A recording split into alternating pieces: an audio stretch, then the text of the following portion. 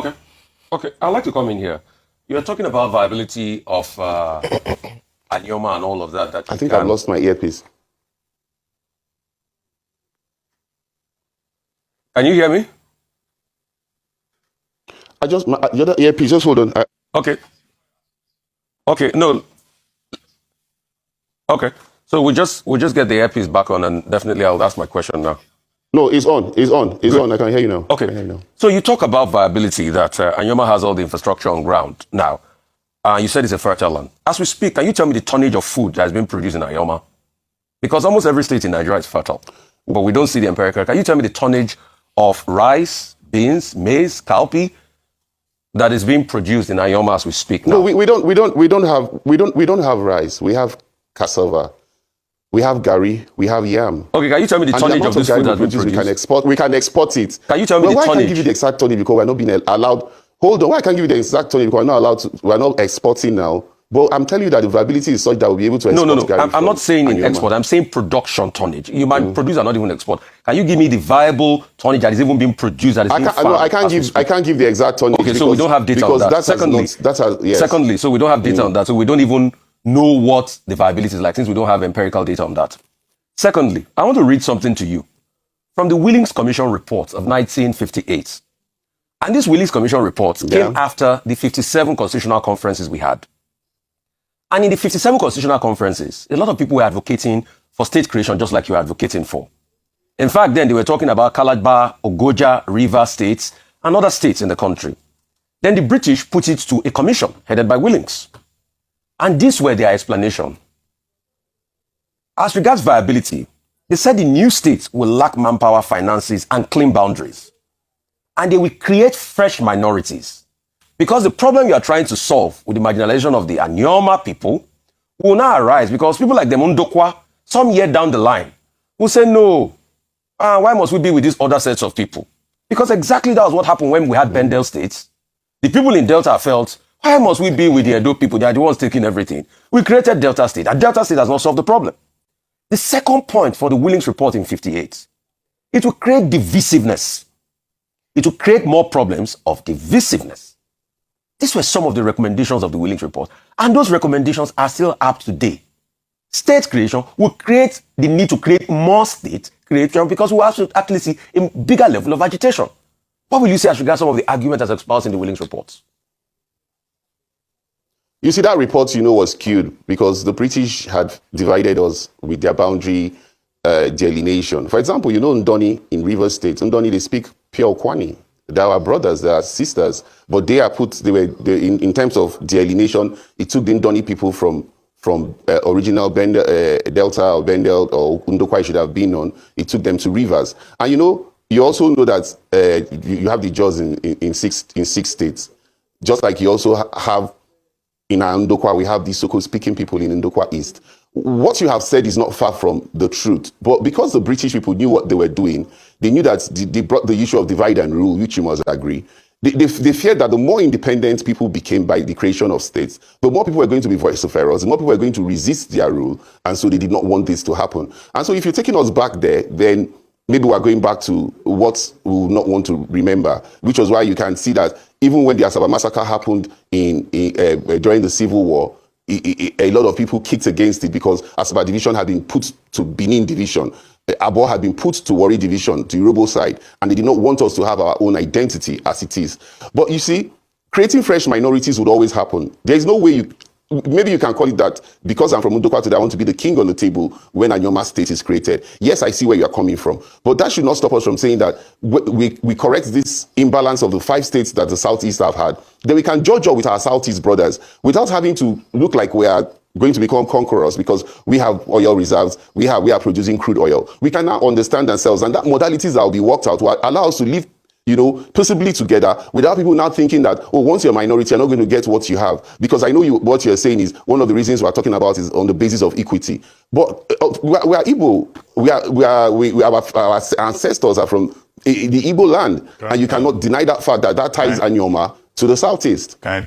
Well, I started by saying new states I can hear you. Will most likely create new problems. Already, as you were talking, some people have started sending messages. One person says, if a state must be created in the southeast, it must be Imbise State. One of your ANIOMA brothers sent a message from London and said, let Okolugbo face the issue. We are not Igbos. We are ANIOMA. You should just not talk about we coming from Igbo land. And you have repeated it. Another person has also intervened. So you see, new states, new problems. But you say you want ANIOMA state. Fine. And we thank you for joining us for this conversation and making your case. You didn't say why you don't want Adada state. So before Kenneth Okonkwo comes back. And he says, because Adada state is not as viable as ANIOMA. Okay. That's why. Okay. I'm sure Kenneth Okonkwo is listening to you. But thank you all the same. Hello? Good morning, Ruben Abati. Thank you for having me. Thank you for joining us. Well, very quickly, good morning. Thank you for having me. Okay. Thank you for honoring our invitation. State creation. We're arm of the view that we don't need states, additional states, that we need to get these states viable to make sure that they are centers of productivity rather than centers of consumption. The ones we have are getting more money under President Tinubu. What are they even doing with the money? And now we say we will create more centers of consumption. And the kind of danger that informs that position is what is happening now. Kenneth Okonkwo came here. He said, oh, it should be Adada state in the southeast. You are saying no, it should be ANIOMA state, because ANIOMA has strategic oil fields in the, I think, in the Ukwani area, and that ANIOMA is more viable. Now, before you know it, there will be more debates, more quarrels, and all that. But you want to make a case for ANIOMA state. So, make the case. And why do you think it should not be Adada state? Tomorrow somebody will come up and mention another option. Then make a case for ANIOMA state. And it's ANIOMA in the southeast. I thought ANIOMA was in the Delta, Ukwane area. Is it not Delta? So please. Well, thank you, Abati, once again. Congratulations on your milestone that will be coming up on Friday, next Friday, on getting to Diamond. And I know roads will be leading to Lagos. But having said that, let me also make it clear that I'm not speaking here for my principal, the distinguished Senate President, Godswill Akpabio. I'm speaking essentially as someone from ANIOMA State and someone who has a passion for the region. Yes, Ukwani, which is the local government area I come from, is part of ANIOMA State. It has 9 local government areas. It has the Ika, it has the Anyocha South, Anyocha North, Oshimili, and that is where the acronym actually came from. When you say ANIOMA, it's A is for it's for the entire region of the 9 states. When you say we are not from the southeast, you see a lot of our people have gone with that misconception that it's like a one-man show being driven by my Senator Ned Nwoko. I support this because it has been an agitation that has been for 50 years. If you remember very well, someone like you, Ruben, will remember that the Rikife Commission in 1975 that dwelt on the issue of creation of states. ANIOMA was one of the states that were submitted before the creation of Bendel and every other state, you understand, from Bendel. Before now, we had the Western Igbo. Where we had the 3 regions. We had the North, South, and the West. We were classified as Western Igbo. Then we came to Midwest Igbo. Then we came to Delta Igbo. And Igbo is a corrupted way of pronouncing Igbo. And some of my brothers from the Ndokwa Okwani extraction who tend to fight and say we don't want to be associated with the Igbo. Some live in self-denial. Why do I say this? I was the editor of the book of the history of, that's the book of Ndosumili and Ukwani, people of the Niger Delta. This book was written by my late father, very Reverend Professor Okolugbo. And when this book was written, he didn't publish it before he died. He only published the Christianity aspect. I published that book in 2004. And I was able to read that book back to back as the editor of the book. And I remember very well that the book clearly stated and was confirmed by Professor Barry Kim, a foremost historian, who says that we are from the Igbo extraction, but we also have the Edos who came to settle, independent settlers. We have the Igalas. But in all, we cannot deny the cultural and linguistic affinity of our people from Ndokwa West and Ukwani and Ndokwa East to the ANIOMA area. Why are we saying ANIOMA is viable? Ndokwa happens to be the area that has the largest gas reserve in West Africa. We're completely shortchanged when, for example, when I was a commissioner in Delta State, when I had the privilege of serving in Deso Padek, our quantum of production was just 9%, which I thought was not fair. The Shekiris had 29%, the Jaws had 27%, the Urubos had 21%, and the Isokos had 14%. And I was further reduced to 4%. I had a colleague who was serving with me. That I had to do 90 projects was because I had to go cap in hand, begging the members of the House of Assembly who were from Anyocha, Oshimili, and Ika to give me the jobs because they were not considered as oil producing. So there are works that were domiciled in my area. That was domiciled in the oil producing area. I took them to my area. That was one of the secrets of my success. So I know what marginalization is, and I know the advantage of us going to ANIOMA. And don't also forget that in 2006, there was a committee set up by the National Assembly, headed by Iwanyanwu, for there to be creation of state. ANIOMA was also one of those who was promoted by the late Asagba of Asaba. And so it is not a one-man show as is being connoted. We believe in the project, and I believe by the time the referendum is done, our people would have been educated on the reason why we should have the ANIOMA in the Southeast, because the Southeast has been said to be a dotted region, a landlocked region. Now, if you create ANIOMA state, and for example, we also collaborate with ANIM, which has been one of the states that is agitating, you will now have the area no more landlocked, because we are bordered by the Isokos, the Urubus, Ethiopia East, on our borders. And I think it's going to be a win-win situation if this one state is considered by the government of Bola Ahmed Tinubu. It will be a landmark decision to be the first state to have been created under the civilian regime, as it were. Okay.